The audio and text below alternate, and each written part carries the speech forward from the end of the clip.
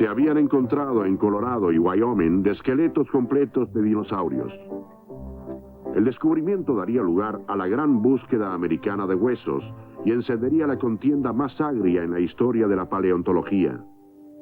Edward Cope era brillante y ambicioso, deseaba la fama y los fósiles. Su rival, O.C. Marsh, tenía el dinero para comprarlos. Llevados por los celos y la codicia, sus métodos se alejaban de ser sutiles.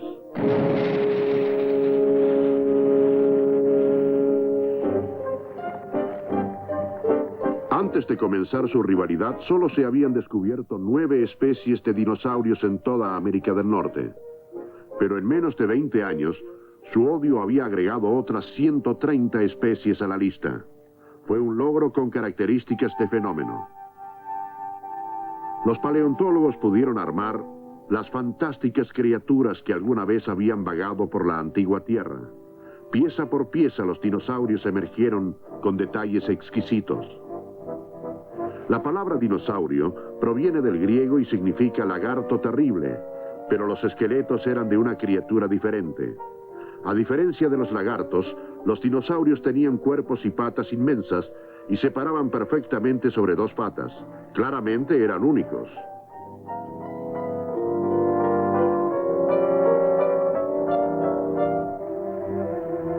Atraído por lo nuevo, el público se arremolinaba para ver a estos gigantes de una época pasada.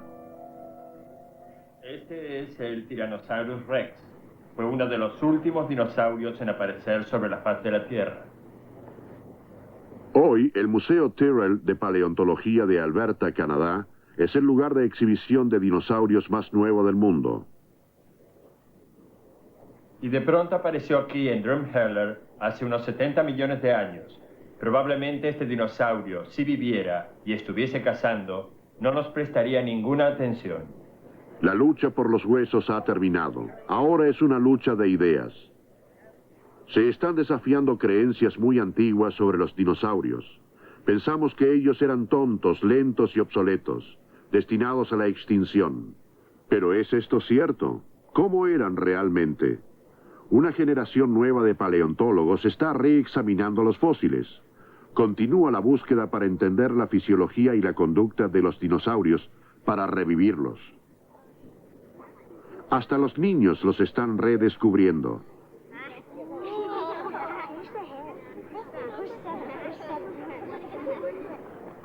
En Dynamation International, al sur de California, los dinosaurios son resucitados del pasado a través de la magia de la electrónica y la ingeniería.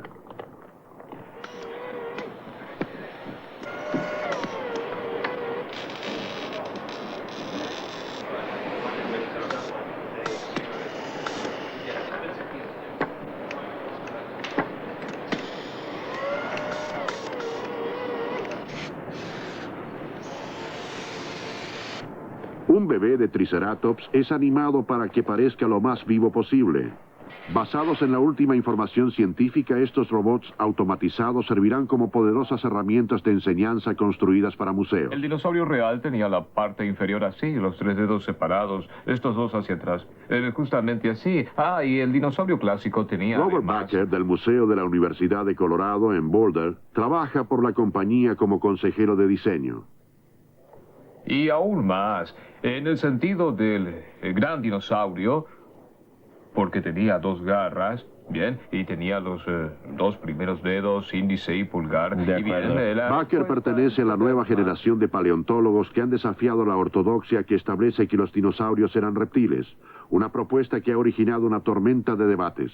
Cada generación de científicos debe suponer que mucho de lo recibido es cierto para agregar algo más.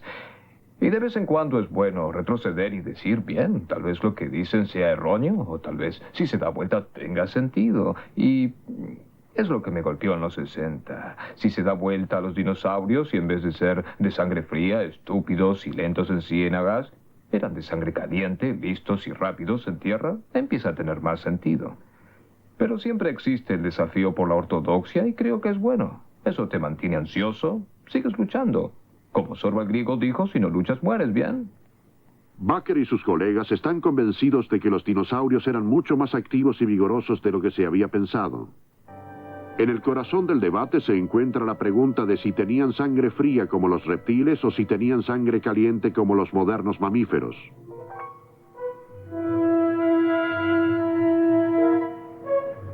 Si tenían sangre caliente como piensa Bakker, muchos de ellos habrían tenido metabolismos superiores, altos niveles de actividad. Las garras delanteras son hermosas, especialmente este pulgar, grande y curvo. Originalmente lo habíamos hecho más pequeño. Sí. La nueva teoría guía cada detalle de los diseños de Dynamation. Si hubiesen tenido sangre caliente, muchos habrían sido altamente activos y sorprendentemente agresivos. La evidencia llega desde un lugar muy alejado, el Parque Nacional de los Dinosaurios en Texas.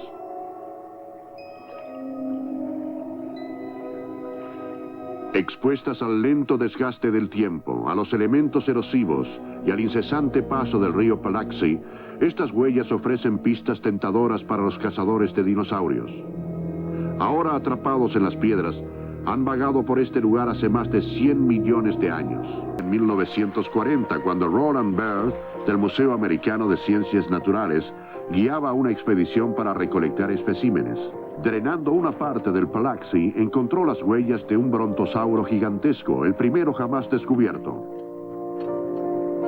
A través de los años, el curso cambiante del río había transportado millones de años de sedimentos hasta dejar expuestas las huellas. El descubrimiento fue sorprendente.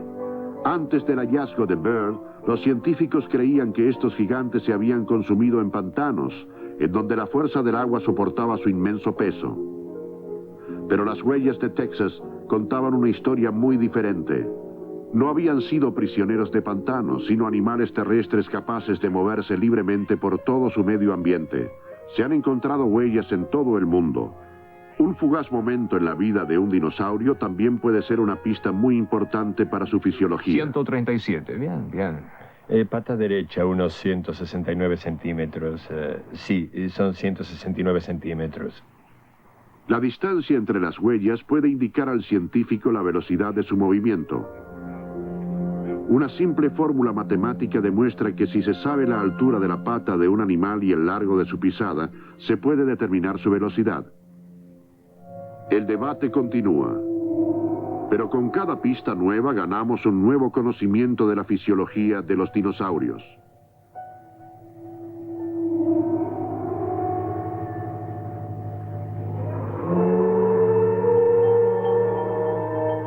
Muy lejos del mundo de los reptiles de sangre fría, vivieron un mundo lleno de vitalidad y actividad. Un mundo de acalorada competencia y agresividad feroz.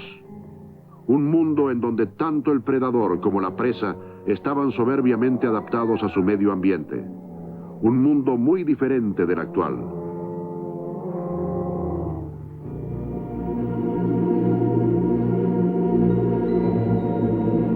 Hace 80 millones de años el océano Atlántico era joven y los continentes se separaban lentamente. La parte central de lo que sería América del Norte estaba cubierta por un inmenso mar interno. Se extendía desde el Golfo de México hasta Canadá. En su costa occidental, las montañas rocosas estaban emergiendo debido a una inmensa presión geológica. Húmedo, cálido y tropical, este exuberante paisaje era el dominio de los dinosaurios.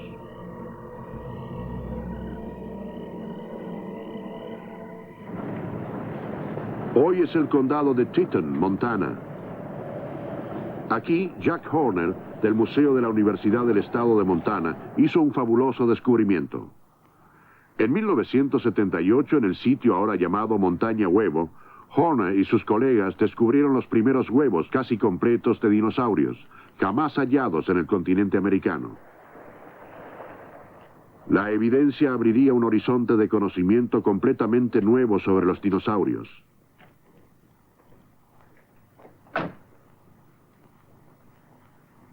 Este crestón rocoso fue alguna vez una pequeña isla cerca de la costa de un gran lago, no muy lejos del interno mar salado. El lago era poco profundo y la isla una de muchas. En este lugar se desenterraron nidos de hasta 12 huevos. Fue un hallazgo único y de gran significado. Se secaron por el paso del tiempo y luego se cristalizaron. Podría ser el fragmento de un huevo. Tal vez aquí existió hace tiempo una enorme colonia de reproducción de dinosaurios. Nada similar había sido descubierto desde la expedición asiática central a Mongolia en 1922. Con 125 camellos, 16.000 litros de gasolina, con 3 toneladas de harina y una flota de automóviles especialmente equipados, la expedición partió hacia el desierto de Gobi bajo las órdenes de Roy Chapman Andrews.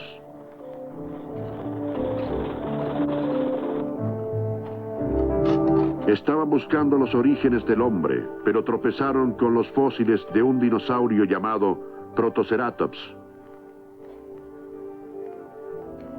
Muy cerca se encontraba el nido de sus huevos, el primero hallado.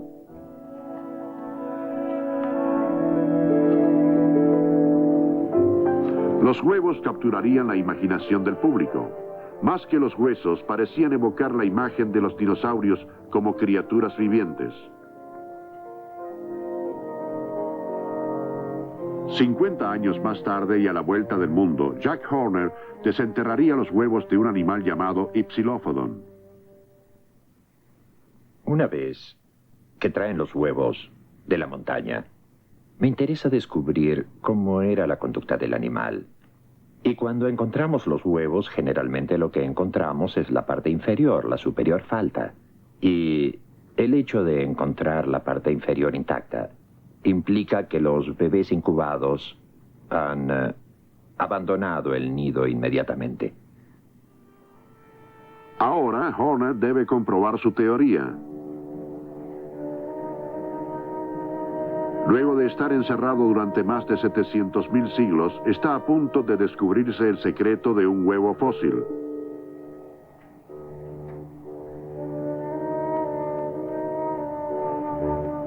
En un hospital de Bozeman, Montana, un explorador, normalmente utilizado sobre el cuerpo humano, escudriña el interior de un huevo antiguo buscando señales de un embrión.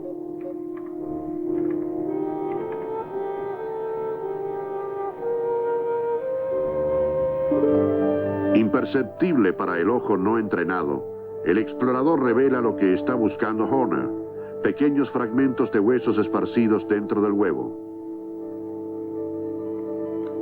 Una vez abierto el huevo, se reconstruye la evidencia. Los huesos cuentan una historia sorprendente.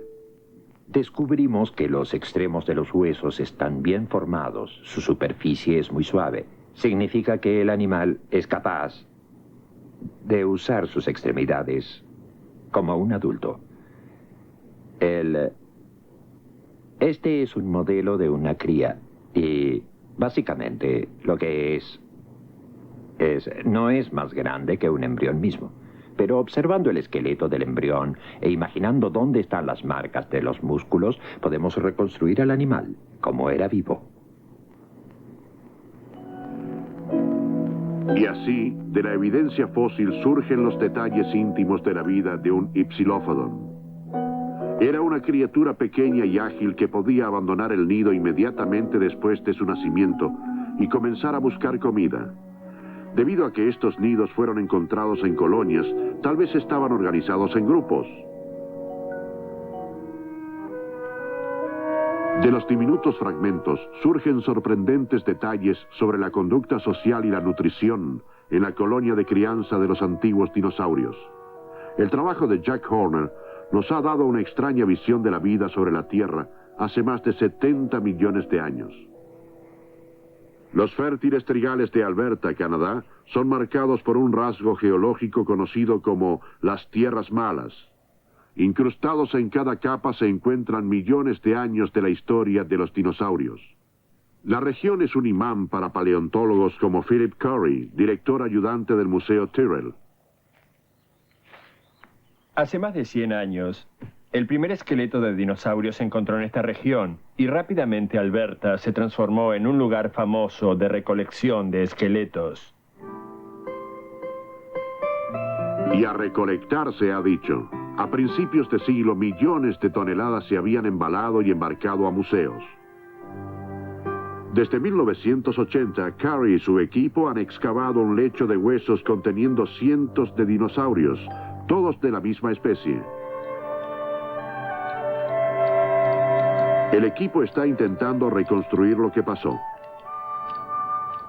La mejor interpretación que tenemos es que una manada de centrosauros viajaba por esta región hace 75 millones de años y que estos animales intentaron cruzar el río en creciente. Bien, cruzar un río en creciente no es normalmente un problema para un animal que cruza solo, pero en cuanto se mueven en manadas y muy grandes, empiezan a tener problemas.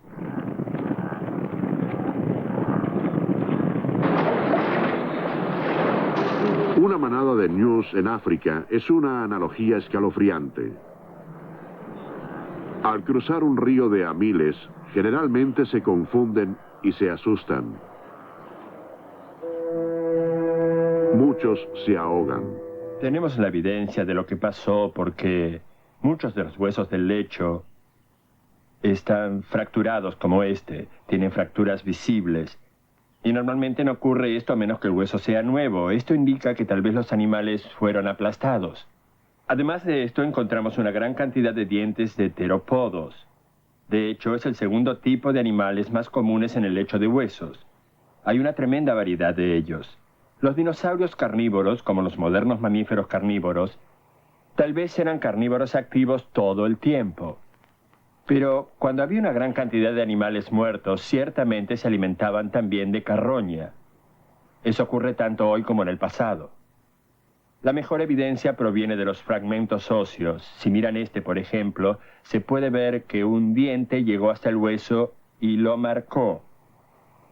Y de hecho aquí podemos ver pequeños recortes detrás del diente y al frente del diente que han quitado la carne del hueso. Y cuando encontramos marcas así por todos los fragmentos de hueso, no se cuestiona que estas cosas fueron comidas por dinosaurios carnívoros más grandes. Hoy los predadores son aves y tal vez se esté formando un nuevo lecho de huesos. Es un círculo sin fin, una antigua historia que nos da una visión dramática de la historia de la vida sobre la Tierra. La evidencia del lecho de centrosauros está empezando a formar algo más grande porque, en conjunto con los lugares de huellas que conocemos, los lugares de reproducción en el sur de Alberta y Montana y otros tipos de lechos encontrados, nos comprueban que los dinosaurios se movían en grandes manadas con frecuencia. No significa que todos los dinosaurios lo hicieran, pero ciertamente un gran número de especies. Debemos llegar a varias conclusiones observando diferentes líneas de evidencia. En primer lugar, que los dinosaurios se movían hacia las mismas áreas cada año, año tras año, para poner sus huevos y permanecer allí hasta que los jóvenes pudieran unirse a la manada y moverse por sí mismos. Hay un paternal aspecto en estas líneas de evidencia. Segundo, se debe preguntar por qué los dinosaurios se movían en manadas. Y creo que una fuerte línea de evidencia ahora es que los dinosaurios eran animales migratorios. Al igual que los ñus, los dinosaurios pudieron haber migrado en gran número a través del paisaje del mundo antiguo. Si fue así, debió haber sido un espectáculo pasmoso.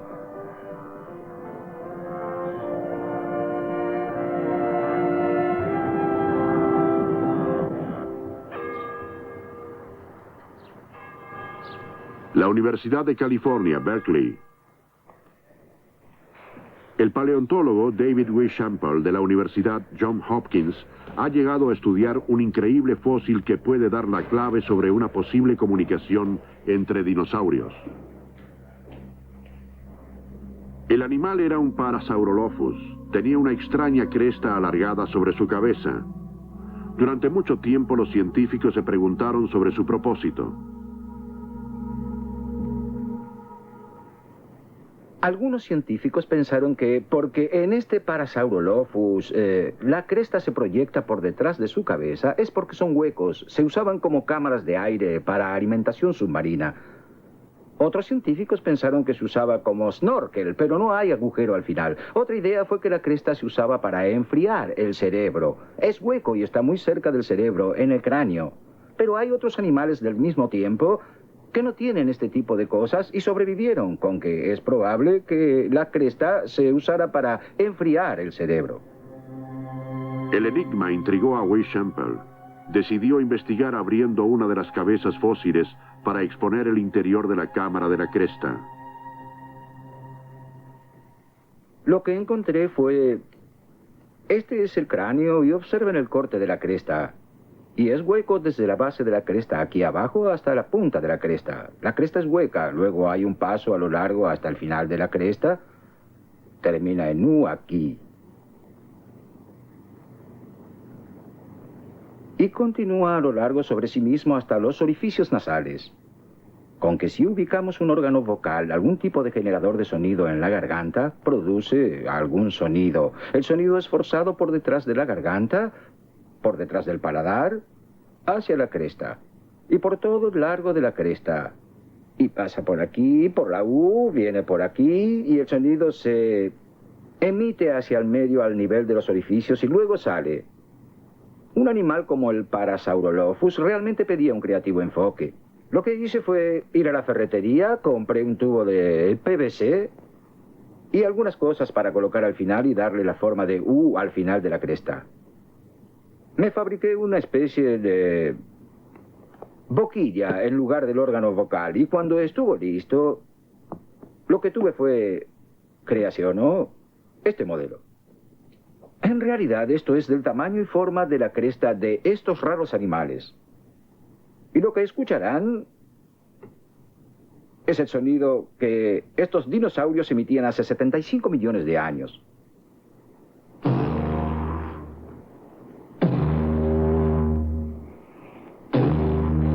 Y ahora un minué hadrosauro en sol.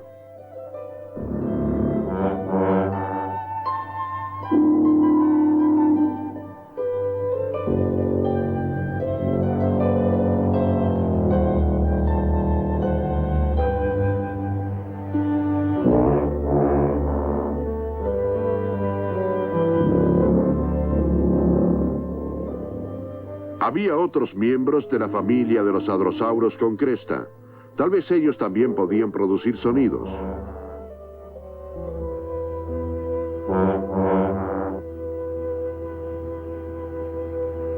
El canal auditivo de un cocodrilo tiene una sorprendente similitud con el de un hadrosauro con cresta. Los cocodrilos oyen sonidos de muy baja frecuencia. El compararlos llevó a Weishampel a preguntarse, ¿pudieron los dinosaurios haber usado tales sonidos para comunicarse? El sonido de baja frecuencia recorre una gran distancia comparada con la alta frecuencia. Siempre, por cualquier terreno, porque son bajos, tienen ondas sonoras tan largas que nada se interpone en el camino de sonidos de baja frecuencia. Si el objetivo es comunicarse por kilómetros, millas, los sonidos de baja frecuencia lo harán, los de alta frecuencia no. La otra ventaja es que las fuentes de baja frecuencia son difíciles de ubicar. Con que el sonido emitido por el hadrosauro será difícil de ubicar. Piensen que van a un concierto coral y cierran los ojos. Es fácil detectar dónde está la soprano, mientras que es difícil detectar dónde están los barítonos y bajos. Lo mismo se aplica a los hadrosauros al final del Cretáceo. Si el objeto de la comunicación es, cuidado, hay un Tyrannosaurus, y no quieren que el Tyrannosaurus se dé cuenta, se emiten sonidos de baja frecuencia. Los Parasaurolophus tal vez usaron los sonidos de baja frecuencia para confundir a los predadores, así como también para comunicarse. La comunicación denota una conducta social, tal como la desplegada por los elefantes africanos. ¿Pudieron los dinosaurios, al igual que los elefantes, usar sonidos de baja frecuencia para advertir sobre un peligro inminente, proteger a la cría y coordinar los movimientos de la manada? Weishampel cree que al menos un dinosaurio pudo hacerlo.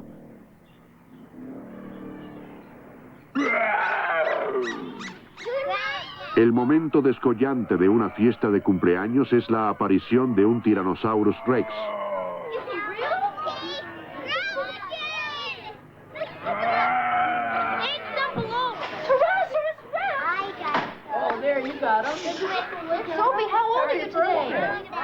El mundo de los negocios ha comercializado a los dinosaurios en gran escala, desde juguetes hasta camisetas, desde juegos hasta presentes.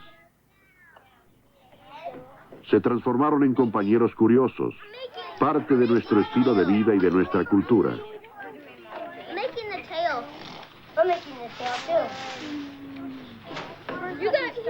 Un dinosaurio también puede ser el primer contacto de un niño con la ciencia. ¿Quién no está familiarizado con los Triceratops, Stegosaurus y con aquel perenne favorito Tyrannosaurus Rex? Aún así, el mundo antiguo fue el hogar de un número de personajes mucho mayor. Literalmente cientos de especies han sido identificadas en la actualidad. Pero es nuestro interés por su fisiología y conducta el que les devolvió la vida. Un gran brachiosauro podía pesar más de 70 toneladas y medir más de 17 metros, más pesado que una manada de elefantes y tan alto como un edificio de 5 pisos. Algunos gigantes vegetarianos, como el Diplodocus y el Apatosaurus, eran enormes, tan grandes como un campo de tenis, pero tal vez eran criaturas dóciles y apacibles. La mayoría de los Coleosaurus eran veloces y pequeños. Algunos no eran más grandes que un polluelo. Los anquilosauros estaban totalmente armados y pesaban hasta 3 toneladas. Sus colas en forma de masa seguramente era un arma formidable. Los oviraptorosauros eran ágiles, carnívoros listos, con un cerebro relativamente grande y una habilidad para cazar presas a una velocidad mortal. Los dinosaurios eran extraños y maravillosos en tantas formas, y eran reales. Como criaturas de carne y hueso, eran verdaderamente magníficos.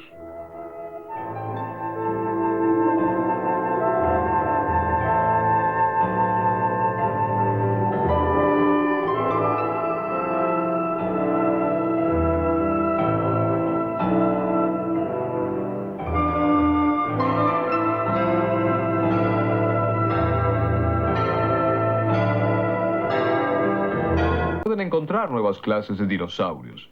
Y hay otro lugar. Vayan a un sótano como este, un lugar sombrío, en donde los museos tienen sus grandes colecciones bien almacenadas. Especímenes coleccionados hace 20, 30 años, aguardando a que el letrado venga a leer los huesos. Y los nuevos descubrimientos de dinosaurios en sótanos y en las tierras malas están desafiando que todo lo que pensábamos era cierto sobre dinosaurios. Estos nuevos descubrimientos dicen, debemos repensar la idea de los dinosaurios con sangre fría. Repensar la idea que eran estúpidos y lentos. Y repensar la idea que murieron sin descendientes. Y garantizo que en museos como este habrá cada año descubrimientos sobre dinosaurios. Relegado en un polvoriento estante durante más de 40 años, se encontraba un fósil que tenía una increíble semejanza con el Tyrannosaurus Rex. Baker lo renombró Nanotyrannus, el tirano pigmeo. Lo realmente claro sobre su cabeza es que es una versión más pequeña del más famoso dinosaurio del mundo, el Tyrannosaurus Rex. Si miran al T-Rex, tienen a un animal con una cabeza de 1,5 metros, un cuerpo de 5 o 6 toneladas. El nano es un pariente cercano. Una cabeza grande como la de un oso polar y un cuerpo de tal vez 300 kilos. Y así el pequeño dinosaurio y el gran dinosaurio comparten la misma arquitectura física. Miren esta cabeza, con ojos de anatomista, y lo que ven escrito es ave. No lagarto, sino ave. El hocico angosto, ojos grandes y especialmente los canales. Ave en canales de aire, en la ceja, en la quijada y en la cavidad cerebral y por detrás del cerebro. Con que cada vez que este pequeño dinosaurio respiraba, el aire entraba por cada parte de su cabeza para enfriarla. El aire acondicionado significa que el animal necesitaba enfriarse. ¿Por qué debía enfriarse? Porque era un activo animal. Más importante es la similitud entre este cráneo y un pequeño dinosaurio carnívoro llamado Troodon. Las características de este cazador de pequeña contextura muestran un parecido sorprendente con muchos pájaros vivientes. Los científicos sospechan desde hace tiempo que las aves descienden de un animal muy antiguo. ¿Pero de cuál? Muchos creen ahora que el Troodon fue uno de los cabos perdidos en una larga y compleja cadena que retrocede hasta 150 millones de años.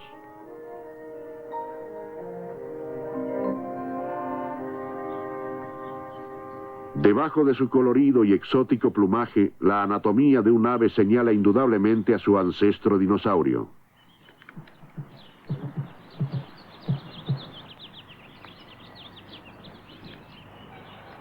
Se puede marcar cada articulación, cada protuberancia, cada marca dejada por un músculo en el esqueleto de un pavo o un avestruz. No son similitudes vagas, son absolutamente precisas. Hay 8.400 especies vivas hoy que son directas descendientes de dinosaurios y unas 8.000 especies son aves. Todas las aves, desde los pájaros, las palomas o avestruces, cada una de las aves vivientes, sin duda, es directa descendiente de los pequeños dinosaurios carnívoros. Y lo que descubrimos hace un año es que el dinosaurio carnívoro, ese ancestro ave, era un pariente cercano del Tyrannosaurus, pariente del Tyrannosaurus Rex. Cuando miren a su canario, verán un poco del T-Rex.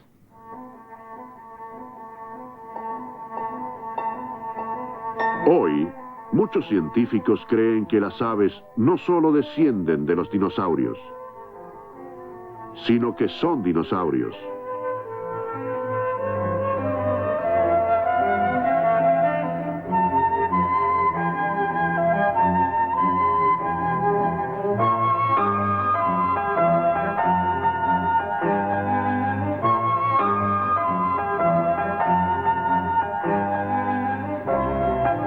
Por ello, si en una fría tarde de otoño miran hacia arriba, tal vez estén observando la migración de los dinosaurios.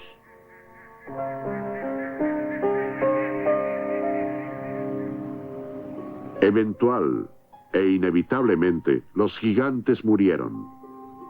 Mientras la naturaleza decreta que al menos una especie sobrevivirá, la mayoría de ellas no lo hará. Luego de unos tambaleantes 140 millones de años, desaparecieron. Aquí, en las rocas, hacia fines del período Cretáceo, culmina su registro fósil.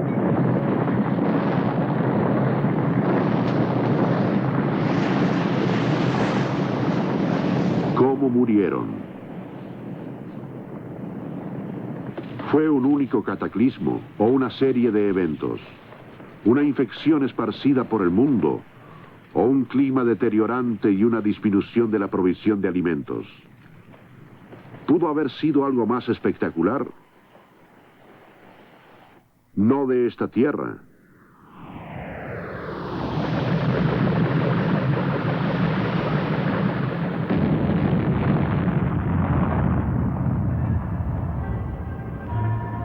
Un feroz encuentro con un meteoro y el devastador resultado de una tormenta de fuego, mientras que el hollín y las cenizas cubrían la atmósfera, bloqueando al sol y destruyendo la mayor parte de la vida.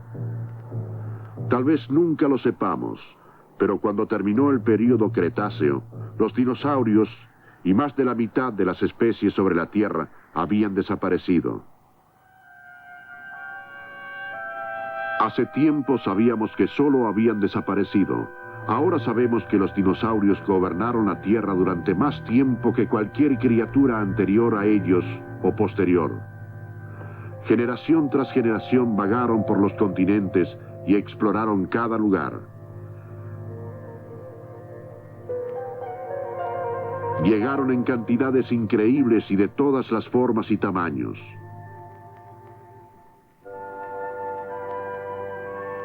No pudieron prever su propia extinción, ni tampoco evitarla. Pero todas las cosas deben morir. Durante 140 millones de años controlaron el destino de la vida sobre este planeta. Georges Cuvier dijo una vez, al hombre se le ha otorgado solo un momento de estancia sobre la Tierra. En ese breve momento, nosotros solo somos la única especie para comprender y apreciar a los grandes dinosaurios. Doblado al español en Video Record.